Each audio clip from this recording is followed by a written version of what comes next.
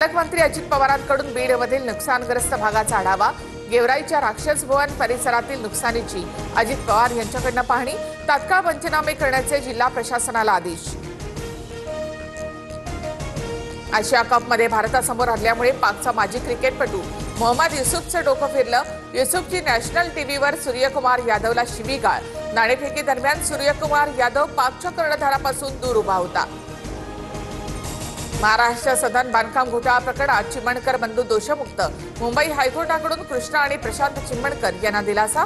चिमणकर बंधूंनी भुजबळ कुटुंबियांना लाच दिल्याचा आरोप होता। कोल्हापूरच्या अंबाबाई देवीचे दर्शन उद्या दिवसभरासाठी बंद राहणार। शारदीय नवरात्रोत्सवाच्या पार्श्वभूमीवर मंदिरातील देवीच्या गाभाऱ्याची स्वच्छता करण्यात येणार। सोना प्रतितोळा 1,14,000वर। एका दिवसात सोनं 800 रुपयांनी महागलं, तर चांदीचा भाव प्रति किलो 1,33,500 रुपयांवर।